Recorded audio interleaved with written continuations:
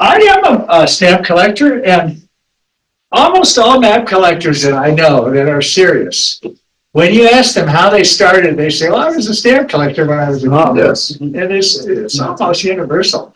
And the mindset that makes us interested in stamps, those are the same kind of things that make us interested in maps. So I'm going to use maps from my collection to try to tell a story. And the story that I'm going to work on today is on sort of how Colorado becomes revealed on the map, the place that we now call Colorado. And so that's what we're going to focus on. This wonderful state, we know it so well, but for most of history, it wasn't like this. Now, you know how the territory of Colorado and then the state, how it got its dimensions, how it's got its structure. I mean, it's a beautiful 4 by 9 degrees, really simple. But the thing is, the founding fathers, when they were debating in the legislature between 1859 and 1861, they had the foresight to understand the precise dimensions of a modern PowerPoint slide. That's how we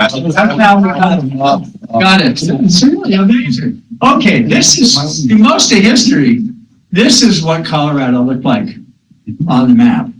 And this is the story that we're going to focus on today. So I'm going to start with this wonderful map by Nicholas Sanson. Before this map, there was really nothing up in the interior west, what I'll call the interior west, which we can think of as New Mexico, Colorado, Utah, all of that. There was nothing. And then this is a great advance and leap forward. And what has happened is this wonderful French map maker, Nicholas Sanson, has received information from Friar Alonso de Benavides. So at the beginning of the 1600s, Santa Fe is developed as the capital, although at that point just a tiny little outpost of what would be the northern empire of the Spanish, of New Spain. And so they have gone into the Rio Grande Valley, and they've essentially subdued these various pueblos. And so we see this map based upon Friar Benavides, who was in Santa Fe, knew these pueblos, has come back to Europe and has written information that gets to Sanson. So he puts it on the map. So we see actual places here. Taos is, this isn't working on the screen, but Taos is up here. You see Santa Fe on the wrong side of the river, but that's the way it was really depicted. And what about that lake? What do you think that's on? This great massive lake. So this is Indian knowledge of an interior lake, the Great Salt Lake. It's being conveyed to the explorers at that time. Nobody has gone to the headwaters of the Rio Grande, and so they don't really know. That's what that lake is all about. And what about this map going to the Rio Grande going to the right? I think the Texans would be not happy if they saw that. So that's one of the great errors of this map. But anyhow, this is a real advance. But where's Colorado? It's nothing, right? It's nothing. There's nothing above Taos. So this is 1656. Let's go to the next great advance. This is another real advance forward. We see Coronelli, who was this wonderful Italian map maker, so good he was brought to France to work for the King of France. And he produces this fantastic map in 1687. And he does it with the insight of a man named Diego de Peñalosa. I don't know if any of you have heard of him. He was the governor of New Mexico from 1661 to 1664. He was a really bad guy. He did all of these terrible things to people, and he was actually tried and banished from New Spain and Spain in Europe as well. He went to France to sell his information because he was the governor of this area, and so he knew a lot of information. And so he takes it to Coronelli, and who's working for the king, and they published this map. And so now you can see a much more sophisticated image of the Rio Grande Valley. Again, all these pueblos that we're familiar with even today, are on the map. Notice the lake has now been removed. And notice the Rio Grande, there's an actual El Paso is here in the bend of the Rio Grande, and they understand now that, so this is a big advance forward. Every map for a long time, for like 100 years, would follow this image. It really doesn't get advanced, but again, where's Colorado? Right. Not very low. Exactly. Now let's move up to 1763.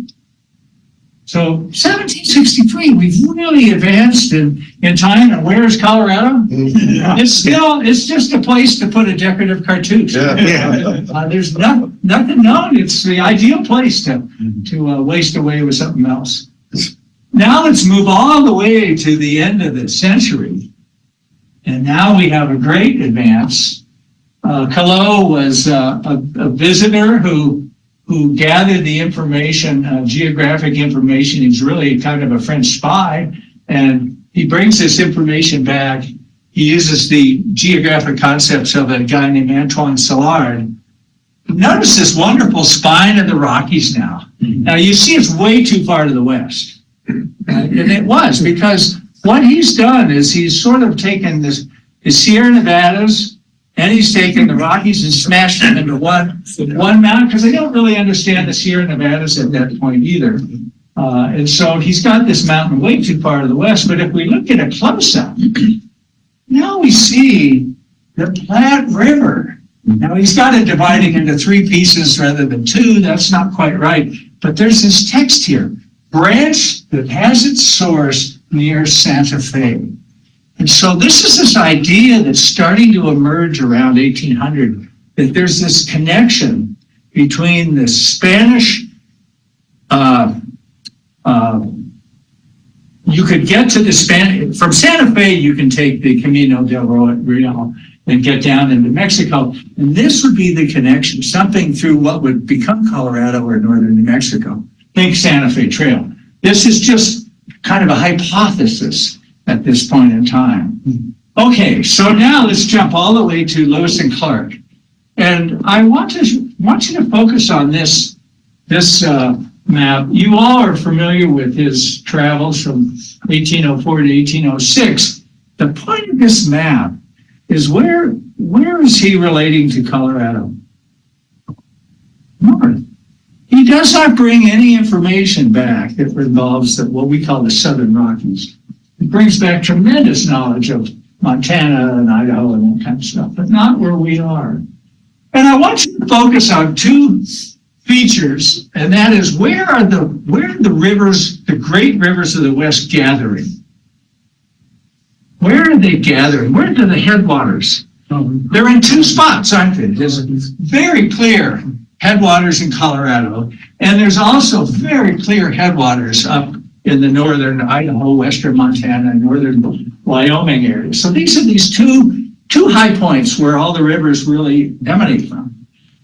Now, I'm pointing that out so that you have the facts in your mind, because there was a thesis at that time that there was one great center of a great center high point in the West from which all the rivers flow. Whether you're talking the Columbia or the Rio Grande, they all flowed from that center point. And that was the thesis. So it's important to have that in your mind when you're thinking about how these travelers, what they are going to go and what they're going to see. And it's just a good chance to kind of burn these rivers in your mind, because they're going to be essential for our discussion. So now let's move on to Pike. So Pike has a different mission than Lewis and Clark. He sent out in 1806. He leaves before Lewis and Clark have come back. He leaves earlier in that year.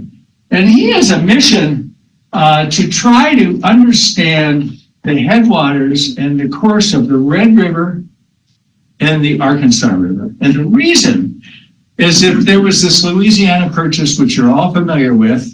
The southern boundary of the Louisiana Purchase was not agreed to. It was sort of conjectural, and well, it's out there. And so Spain and the United States were still sort of in dialogue about what that boundary would be. But the basic thought was it would probably follow the Red River to the east, and the Arkansas in the west.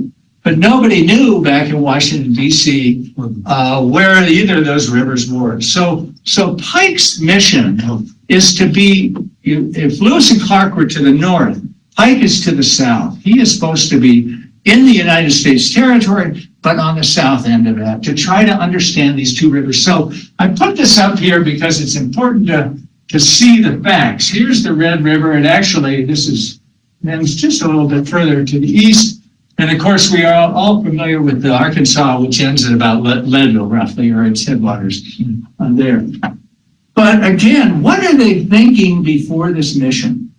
They believe that the mighty Red River, which is huge by the time it hits the Mississippi, they believe that it almost surely wraps up and back around this way.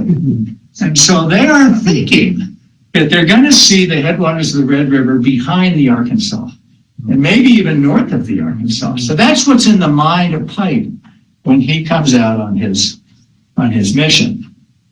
So he leaves with this very small company of about 10 guys, and they come out the Arkansas River, and they get to the spot where Pueblo is today, the confluence of the Fountain River and the Arkansas. And I'm a mountaineer, and I love the thought of what they are going to try to do. They decide they need to climb the highest peak. Now, what's the highest peak that they would have seen? Pike's Peak. Right. They're calling it the highest peak, but they want to climb that because they can get then a panorama of all the geographical information. So they're in Pueblo, and they think, well, let's go climb that thing. We don't need to take bedrolls because we'll be back by tomorrow. Yeah. They're on foot. They're on foot. So they leave at 1 p.m. on November 24th, figuring they'll be back the next day in Pueblo. And you can imagine, so anyhow, they walk, after 3 days, we have this quote on November 27th. Arose hungry, dry, and extremely sore from the inequality of the rocks which we had lain on all night. So they're staggering in waist-deep snow. They're still, they believe now, 10 to 15 miles away from the summit. Let's call this. We're going back up. So they don't climb it. He states in his journal he doubts that anybody could ever climb that peak, at least in the winter conditions. So they then come back and they go up into South Park area. And they actually get on the headwaters of the South Platte. And he even conjectures correctly that it might be the South Platte, which is quite amazing. They go over Trout Creek Pass and down into the Arkansas Valley. If you think of Buena Vista, and they go up in that area, they probably get up close to around Twin Lakes, and then they back off and say, okay, we have now found the Red River. We found the Red River, not the Arkansas. They're thinking this is the Red River, which wraps around the backside. And okay, we got this, we're mapping it. They start coming back down the river. And what do they discover when they get to about Canyon City? Their own campsite. So they realize, it's not the Red River, we're on the Arkansas. So we've now found, the good news is they have now discovered the headwaters of the Arkansas River. So they got the Arkansas figured. And so then they decide, well, we still got to find the Red River. So it's to the south, and it's probably to the west of us. And so they go down into the San Luis Valley. And this is really tough going for these guys because they, as he puts it, our men are dressed only in, quote, light cotton summer overalls, moccasins, and no stockings. It's a really bad winter. And they're staggering. Imagine with almost bare ankles at least, staggering through waist-deep snow day after day. Several of the men are terribly frostbitten, have to be left. They're retrieved later. They end up at this spot on the Rio Grande River. Now they found the Red River. They're really happy. We found what we wanted to accomplish. But what would happen? But the Spanish would hear about them, send up troops and arrest them because clearly they are in Spanish territory. They're south of the Arkansas River, which would be thought, although there wasn't an agreement, probably thought to be the boundary. So they're arrested, taken down to Chihuahua and imprisoned over a winter, into the next year, and finally released through negotiations. But think of all the information they've learned, because they've gotten to go down almost as spies, all the way down through Santa Fe, all the way through El Paso, down to Chihuahua. They were released. All their documents were retained, but they have tables and charts that they slipped into the bores of their rifles. Pull it up in the bores to get them out of there. So Pike then comes back and produces a book, a journal published in 1810, which has 6 maps in it, including this gem that I consider the cartographic birth certificate of Colorado. And if we look at a close-up, okay, you immediately see highest peak. What peak is that going to be? That's Pike's Peak. And now we see the Arkansas River very well mapped with all their campsites and all that kind of stuff. And now he also knows that this is not the Red River, this is the Rio Grande. Because he's followed the Rio Grande all the way down to El Paso, so he understands the geography pretty well. Here he has this conjectural Platte River. It's only one, there's no forks, there's just one Platte, which he conjectured when he was in South Park was the headwaters of that river, which is remarkable. He's got the Yellowstone right here, just north. Now remember what he's thinking. First of all, he thought the Red River was going to be right there. He's figured that isn't the case. It's somewhere else. He hasn't found it yet. But he's also thinking that there's this great height of land from which all these rivers are coming from. And so let's just read. He believes that the Yellowstone of the Missouri, the Platte, the Arkansas, the Rio Grande, the Colorado, all these rivers, and even the Snake is an appendage of the Columbia, are all right together. And he says in his journal, I have, and I'm quoting, I have no hesitation in asserting that I can take a position in the mountains from whence I can visit the source of any of those rivers in one day. And one day on a horse, right? So he's bought into this height of land thesis. So how does he make that work on his map? He does it by shifting all these features of what we know as Colorado today. He shifts them all way up to the north, because you got to hook up with the northern stuff that we saw earlier on the map. So he shifts everything up about 200 miles. So one of the great accomplishments of his is he accurately figures out the approximate longitude of the Rockies. So remember how the Rockies were thought to be way too far to the west before. He pulls these back to about their correct location. But he has everything shifted way up, about 200 miles wrong, way up to the north, to get all these rivers so that they can all tie in from one place. Did they work with Lewis and Clark? Did he work with Lewis and Clark to develop these maps? Actually, Lewis and Clark's map was not produced, although there were all kinds of manuscript versions. The map itself was not printed until 1814, and they actually used Pike's map to inform that. And one of the great errors of Lewis and Clark is that it's got this height of land idea, because he's he's buying into the mistakes that Pike is showing on his map. Okay. So we're going to leave Pike, and we're going to go back in time. Now we're going to go back in time to the Spanish. Now the Spanish in Santa Fe wanted to figure out a way to connect and have a land route to their mission in Monterey, in California. So they're thinking that this great river that is the Sacramento, that's coming into this giant bay, it's a huge volume of water. They don't understand the idea of the Sierra Nevadas yet. And so they're thinking, this is a great river that goes inland, like the Mississippi or the Columbia or the Rio Grande. It's a great river that goes way inland. And so we're going to be able to go a little bit to the north, get into what we know of today as Utah. We'll find that river, which was undoubtedly draining the Salt Lake. and just float our way right on out to California. And that was the thinking that made a lot of sense for them. Now we know that this huge volume of water is being captured in this great valley and all being brought together into the Sacramento, with the San Joaquin from the south and the Sacramento to the north. But they didn't know that. So again, when you're studying these maps, the fun is putting yourself in the mind of the map maker at the time.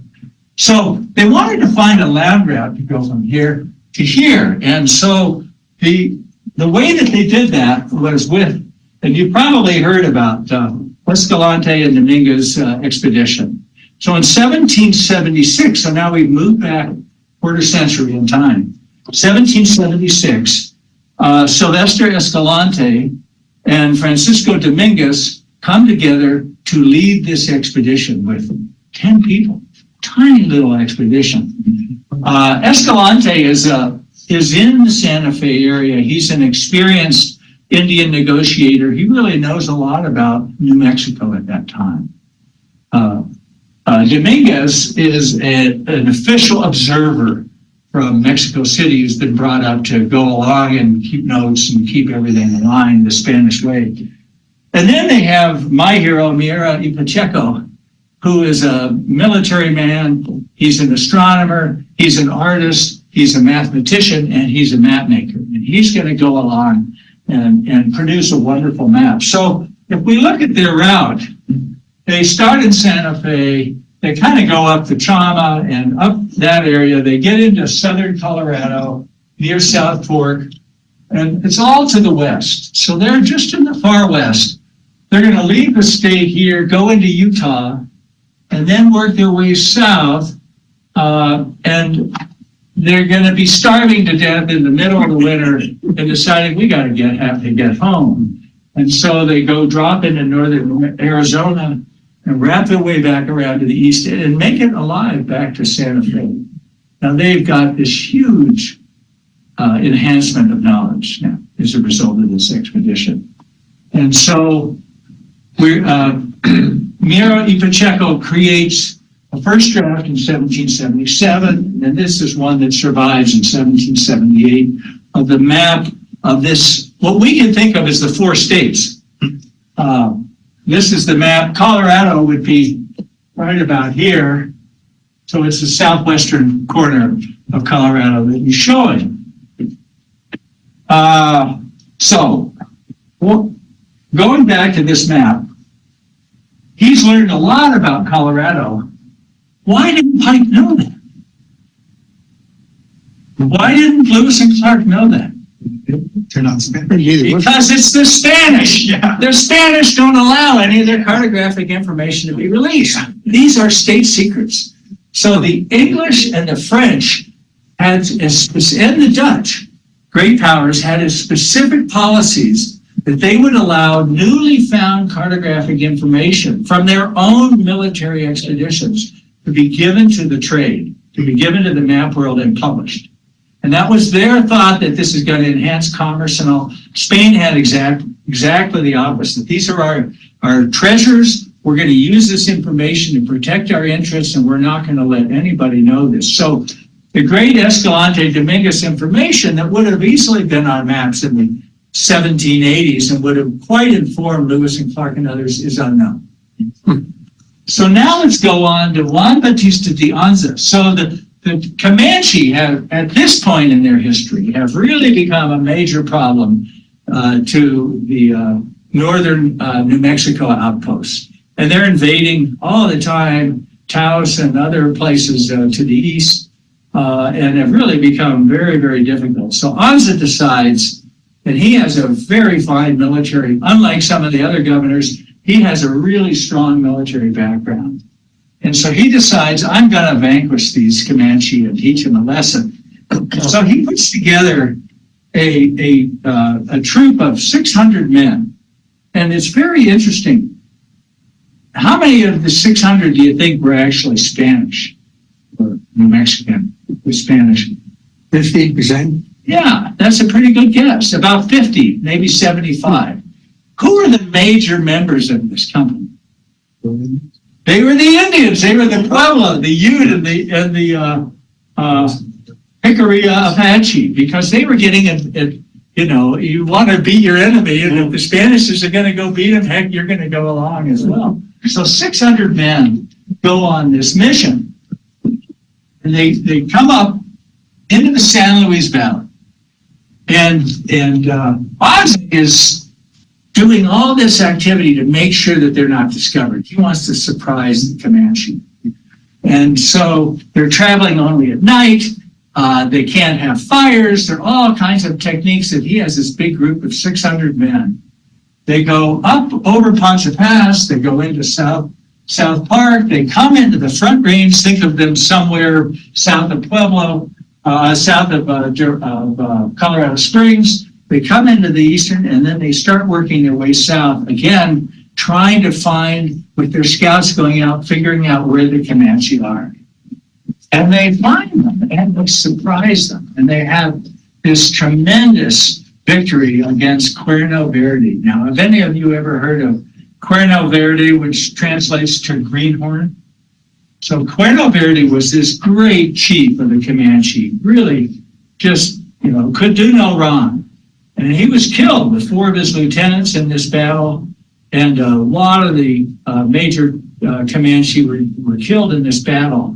So in southern Colorado, kind of between Pueblo and the Walsenburg, is the site, they believe, of the Great Greenhorn Battle that occurred in 1779.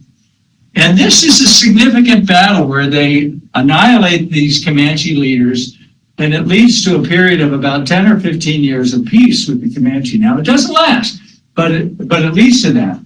And then they come on back down with their victory. Now, the reason I'm telling you this story is because they make this great map. Because they learned about, South Park and the Eastern Front Range and so forth.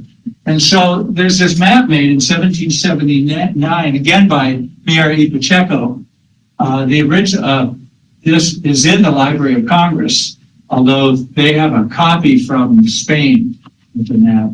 Mine is a copy of their copy. Anyhow, this is the map that goes up into the central southern part of Colorado. Again, we're talking 1779. Why isn't this information known? It's the same thing. The Spanish are keeping this all as a complete secret. So now this is going to change, and it's going to change with your friend Alexander von Humboldt. And how many of you have read about him or know about von Humboldt? Many of you have, I'm sure. So this great genius is on this exploring trip to South America, and he has a letter from the King of Spain giving him permission when he goes to Mexico City to see all of the archives and produce his own map. So the Spanish are going to allow for the first time for these secrets to be revealed. Now, they had been revealed by some folks earlier in tiny little doses surreptitiously, but this is the first time it's going to be revealed. So in 1803, he arrives in Mexico City. He stays there. He does some of his own investigations, but is mainly working in the archives, working with these privately held maps. And he produces a wonderful book published in 1810 with this tremendous map in the map of the Kingdom of New Spain. And if we look at a close-up, we see this is the northern end of the map. So you probably can't see it from the very back, but I'll just point out Santa Fe is right here. Here we have the Arkansas River, Here we have and this is not known from Pike. This is knowledge known from the Spanish based upon Anza's expedition. Here's the Rio Grande. And then here's all these western rivers that there's tons of mistakes in here, but basically they gather into the Colorado down in the southwest.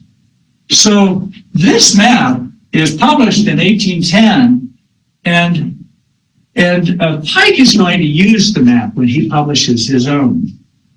So Pike, when Humboldt has his draft map in 1804, he's a great fan of Thomas Jefferson. And so Humboldt is this renowned figure. Jefferson's a renowned figure. They want to get together. He's coming back to Europe, and on his way back, he gets together with with Jefferson and shows him his map. And of course, the Secretary Gallatin immediately makes copies. Oh, let's go to dinner. Will you just take that? So they make copies of this map.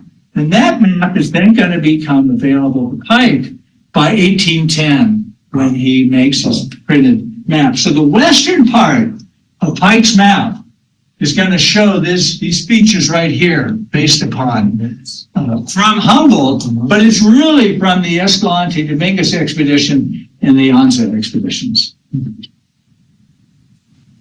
So now let's look at just how this information would reveal itself in our neck of the woods. This is a great map by John Mellish. Here we're looking at highest peak. So this is essentially Colorado right here. Taking this U.S. map and looking at it close up, we're looking at highest peak. What I want to bring to your attention is the results of the Adams-Onis Treaty. Remember, Mexico and or Spain and the United States are still haggling about the proper boundary that came from the Lewis and Clark expedition, and I mean from the Louisiana Purchase. And they finally agree with the Adams-Onis Treaty in 1819. And this map is going to show us that boundary. And sure enough, it's coming up. It's going to be on the Red River further to the east. And then it jumps up to the Arkansas, which is shown on the map based upon Pike walking on the Arkansas River.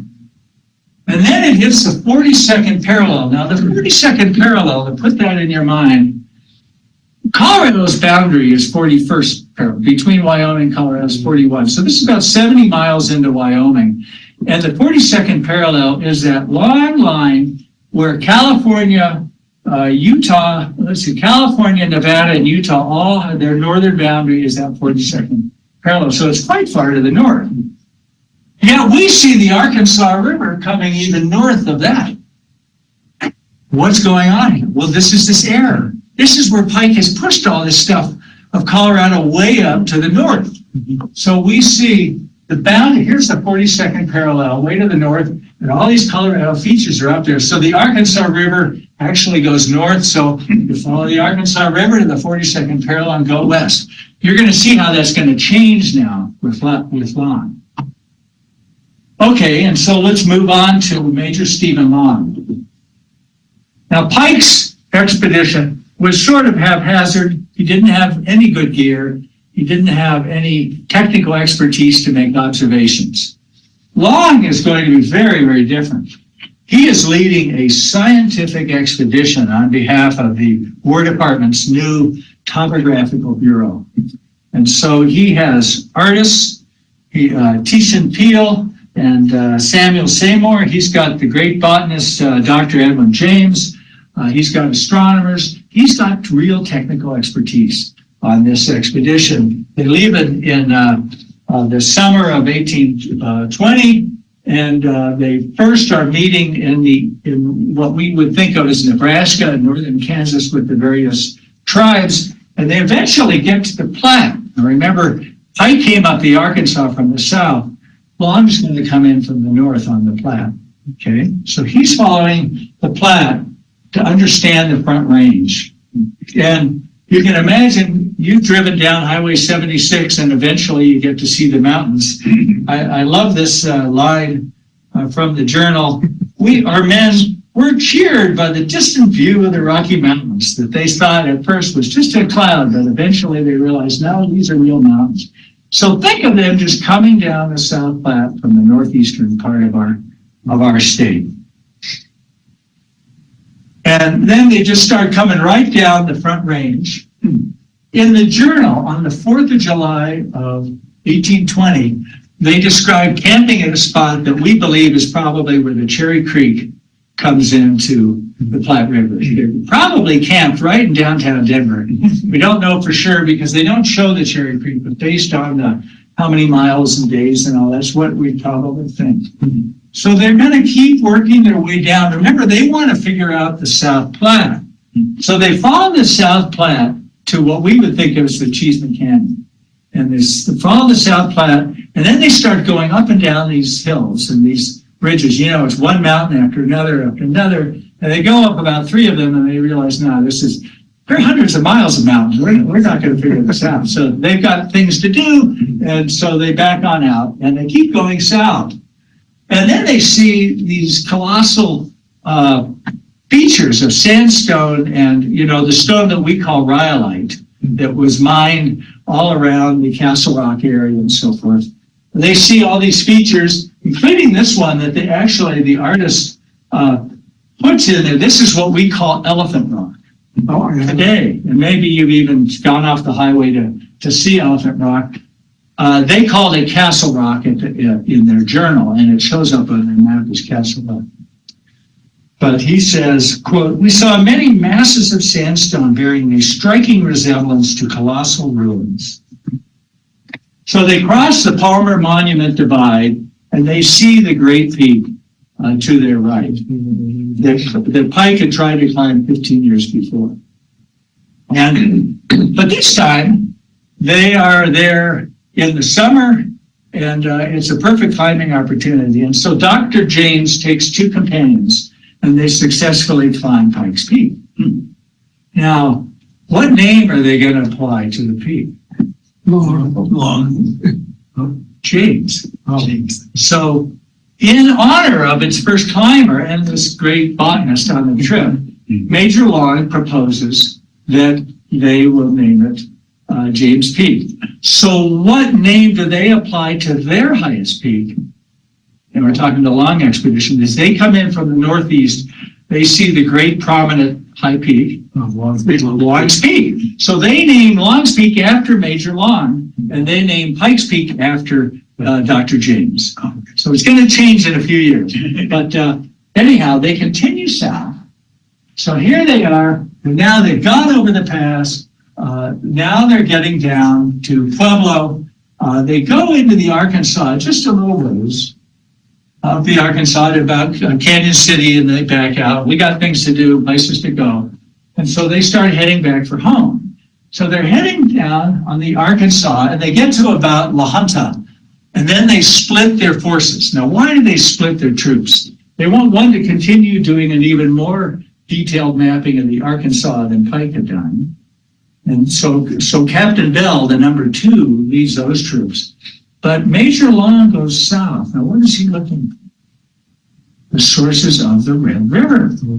So he's thinking, we got to find this darn Red River. We know it's down there south of the Arkansas. We know it's not where the Rio Grande is, because we got that figured out. Somewhere east of the Rio Grande, south of the Arkansas, we're going to find that river. So they go south, they go into northern New Mexico, and they find this large river that is flowing first south from, it basically starts at Raton Pass, south of there in New Mexico. Then it bends to the east and goes out to the east, and it gets larger and larger, and they think, oh, we've got it. We've got the Red River. And they continue to follow that river, but what do they discover? They're on the Canadian River, and the Canadian, remarkably, rejoins the Arkansas. In fact, by coincidence, they happen to arrive within a day of their other group, the Bell Group, and they discover each other at the confluence. Just one of these remarkable coincidences. So they still haven't figured out the Red River. They've now figured out that this thing is the Canadian, and it goes into the Arkansas, and they say in their map, somewhere down there is the Red River headwaters, and we don't know. So let's take a look at the map. I know you can see every detail from where you're seated. You won't even be able to see every detail now, but I can point them out. So I've done a close-up, and we're looking at the area that is eastern Colorado. So here we've got the South Platte coming down. This would be the 4 there is 4th of July. Think of that as Denver. Here's the Arkansas going back to the east. Notice the 3 great peaks. So highest peak on Long's map, what name would that then get? Long's Peak. James Peak would be Pike's Peak. And now they show for the first time Spanish peaks. Now, these 3 peaks are remarkable that they are on essentially the first map to show eastern Colorado in its entirety. Think of yourself driving from the boundary of Wyoming to the boundary of New Mexico on Interstate 25. And one of those three mountains is in your view almost the entire time. So these are really major mastiffs and were huge landmarks from that point on. And so they show up for the first time on Long's map. Now, Long's map accomplishes an awful lot because they're doing accurate astronomical observations and coming up with the latitude correctly. They now know the correct position of all these features of Colorado. So they move everything to the south, to its proper location. The longitude was not so bad. There are changes in the longitude, but they move everything down to the south. And so they really kind of figured out the eastern plains of Colorado. So let's also look at this feature. You see the word Great American. The word down below is desert. So this is an interesting point. The Long puts the Great American Desert on his map, and you can imagine walking on foot along the eastern prairie of Colorado or eastern New Mexico. You might kind of think it's the Great American Desert also. But this was a major impact back to the east because for the longer everybody would follow this map, it was reproduced over and over and over for several decades on more modern maps. And so the concept that the eastern prairies of what are now Colorado were inhospitable, they were completely incapable of supporting agriculture. That continues through 1859, the time of the gold rush. They still thought eastern prairies of Colorado, there's no way we can have agriculture. The growing season was thought to be too short because of the high elevation. And the rivers don't afford the rivers before wells and before reservoirs, all these eastern rivers dry up. So you couldn't get consistent irrigation as well. So let's then see how things change as a result of Long's map. We're now going to look at this great map by Henry Tanner. It's a big map. It's about this big, and it has this fantastic cartouche. I'll show you. That's the decorative cartouche in the bottom left. It's just gorgeous the way it is done. But if we're looking at that same zone of Colorado on this map that we looked at before with the Mellish map that had Pike's mistaken idea. Now you notice the Arkansas River comes to its headwaters, and think of this as Twin Lakes or a little bit north of Twin Lakes near Leadville. But because he shifted everything down, now we just go straight up in accordance with the treaty from the headwaters of Arkansas to get to the 42nd parallel. All these features are down here. That's why we get this straight line there.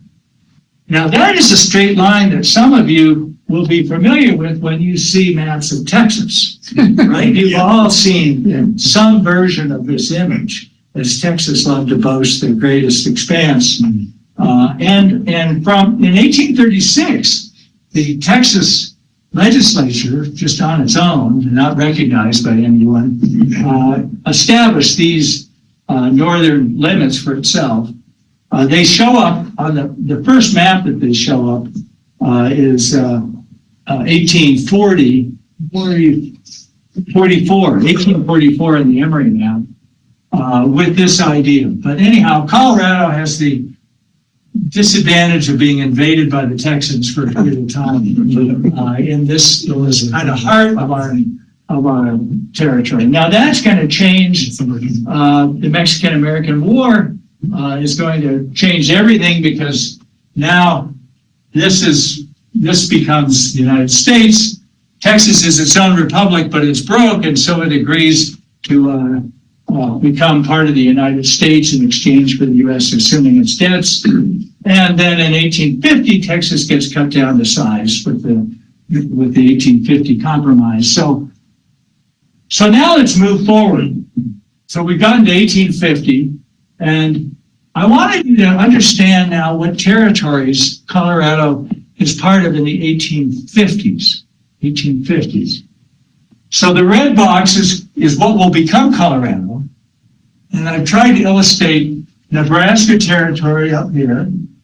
Kansas right in the middle, Kansas territory. New Mexico includes this great notch, which you've probably heard of the New Mexico notch, and it has all kinds of significance because the Spanish-speaking people and Catholic people and all were in the southern area after Colorado was created. And then everything west of the Continental Divide is Utah territory. So those are the 4 territories that Colorado is going to be created out of. Now, at this time, no one had any interest in the 1850s, before the gold rush, no one had any interest in what would be the area of Colorado and why. Nothing here. Agriculture was not hospitable, number one. Mountains, the last place you wanted to do it, everybody, the passages were all to the east or west, right?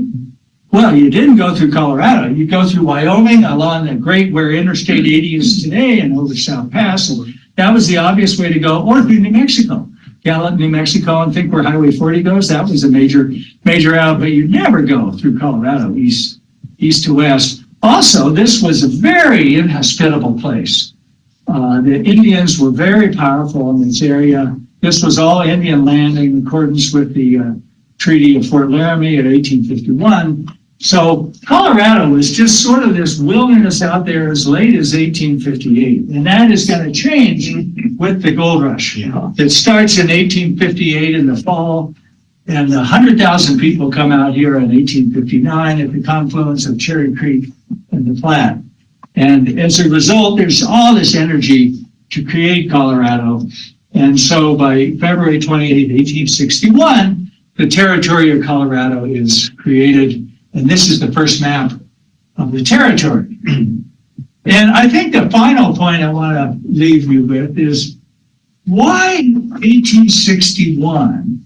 Why not 1859? In 1859, delegates were sent back from the mining camps in what was then Western Kansas, where we are now, to Washington, D.C., trying to create a territory. They wanted territorial government. The people that were out here as miners were business people. They wanted law and order. They wanted a claim, and if they staked their claim, it would be adhered to under the law.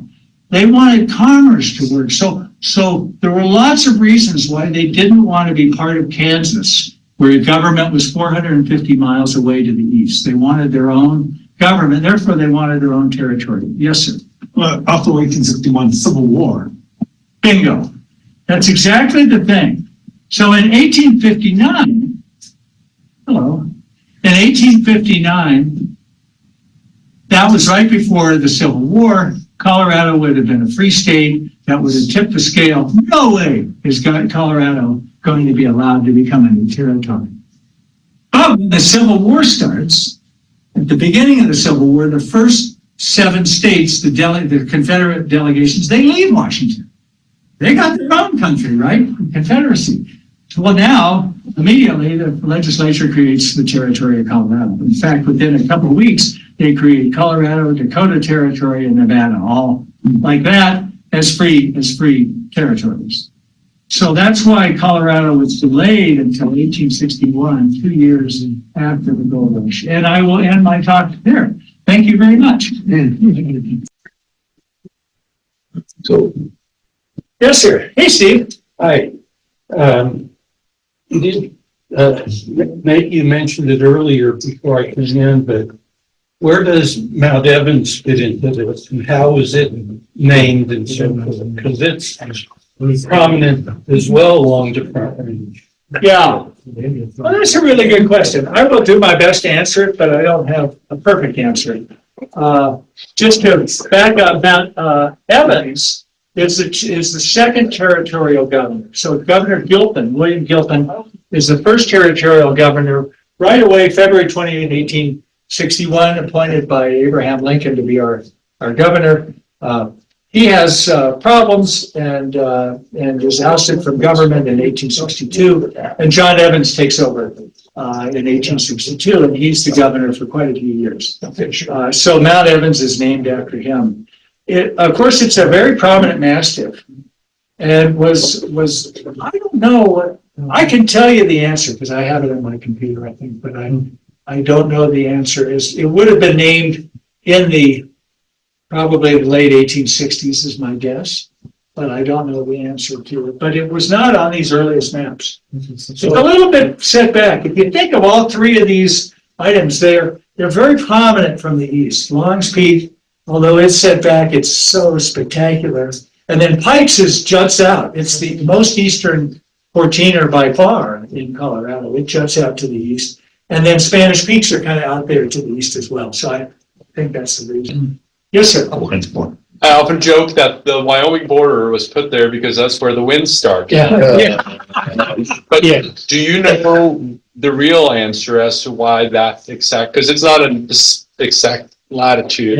Yeah. 42 would have made more sense, but. Well, okay, so 41, our southern boundary is the 37th parallel. And our northern boundary is the 41st parallel. And there's a very interesting phenomenon.